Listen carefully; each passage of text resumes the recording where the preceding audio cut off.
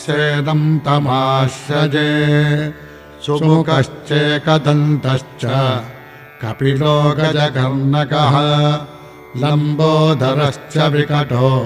विघ्नराजो विनायकः धूमकेतुर्गणाध्यक्षो फालचन्द्रो गजाननः वक्रतुण्डः शूर्पकर्णो हेरम्बस्कन्दपूर्वजः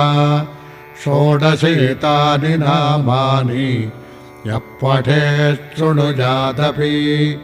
विद्यारम्भे विवाहे च प्रवेशे निर्गमे तथा सङ्ग्रामे सङ्कटे चैव विघ्नस्तस्य न जायते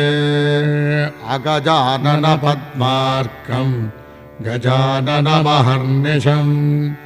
अनेकदन्तम् भक्त